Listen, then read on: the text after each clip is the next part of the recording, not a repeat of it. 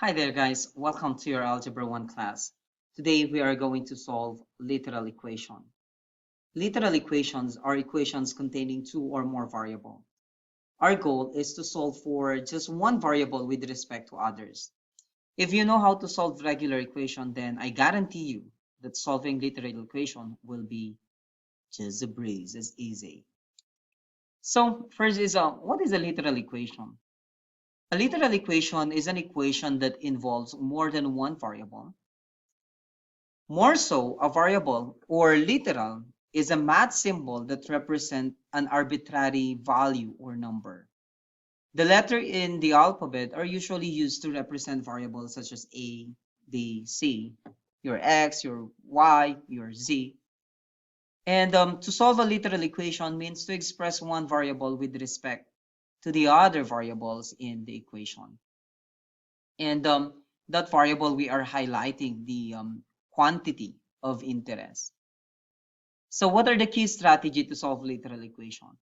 The heart of solving literal equation is to isolate or keep by itself a certain variable on one side of the equation, either left or right, it doesn't matter. But I suggest it will be on the left part.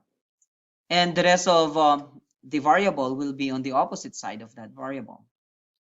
If you know how to solve regular one-step equation, two-step equation, and multi-step equation, that is our previous topic. The process of solving literal equation is very similar. Therefore, you should not be intimidated by literal equation because you may have already the skills to tackle it. It's just a matter of practice and, you have to familiarize the process. Okay. Now, the key idea look like this following examples that we have in here. So let's proceed with the first example. We're going to solve for t on p is equal to I r t. So as you can see, if you have this type of equation, means I times r times t, because they are next to each other. So we start solving by identifying what is the operation between this three. IRT is what I've said. IRT is they are multiplying. So what is the opposite of multiplication? So the opposite of multiplication will be division, and the opposite of addition will be subtraction. So because they are multiplying, so we get the opposite. So we have to divide. So I'm going to divide this one by r and I and r, both sides. So whatever you do on the left part or in the right part of the equation, you have to do that on the other part too. Okay. So of course, on this, IR will be cancelled. IR will be cancelled. Therefore, we're done solving for t. So P over IR is equal to t. You see, we already highlighted your t on this part. Okay, because when you know how to solve your literal equation, it's a time saver, most especially if okay the givens are p, I, and r, and you're solving for t. It's a lot easier. All right, number two is we are going to solve for w. Okay, so w is here, and then as indicated, 2 times L plus w. So what I'm going to do is I'm going to eliminate 2 first, which is it multiplies, so I'm going to divide. Okay, so 2 times L, 2 times W, so I'm going to eliminate that, and then I divide both sides. So I have here A over A over 2 is equal to L plus W. As you can see, I already removed the parenthesis. So I'm solving for W. So this is positive L, so I'm going to subtract L both sides, so this will be cancelled. So I have A over 2 minus L is equal to W. So maybe we can just have this as your final answer. All right. Next one is we have to solve for x. Okay. So I will transpose 6 first. So I'm going to add 6 both sides. So plus 6. So this will be cancelled. So I have y plus 6 is equal to 5x. All right, so this 5x, meaning they are multiplying 5 times x. So I am going to divide everything by 5. So I have here x is now equal to y plus 6 divided by 5. Okay, so we highlighted your x. On number 4, we are solving for y. Solving for y, because y is here, negative 3y, so I'm going to subtract 2x both sides first. So minus 2x. That will give me negative 3y on this side is equal to negative 2x plus 8. Okay. Thus, I'm going to divide everything by the coefficient of y, which is negative 3. Negative 3. Therefore, we highlighted the y here, which is negative divided by negative will give you a positive. Okay, so we have positive 2/3 x. Okay, and then a positive divided by a negative will be a negative 8/3. Or, okay, or we can do y is equal to 2 minus 8, 2x minus 8 divided by 3. So either of these two are right. Okay, so that's literal equation.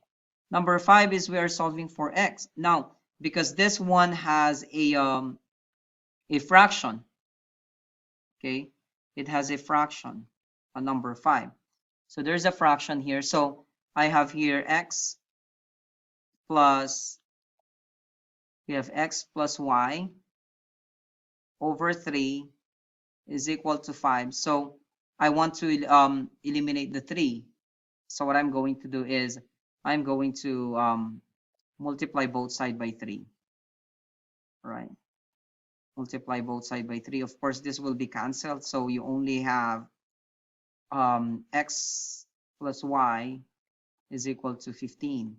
And our quantity of, to highlight this quantity here, x, we have to subtract y both sides. Therefore, we have x is equal to negative y plus 15. See, we highlighted the quantity of interest, which is the x. Now, in this case, on number 10, as you can see, there is an exponent, and we are solving for r. So first is that we have a is equal to 4 pi r squared. Okay, so I'm going to divide both sides by 4 pi. Okay, divide both sides by 4 pi. Of course, this will be canceled out. So we only have, therefore we have a over 4 pi is equal to r squared. Now, what we want is just the r.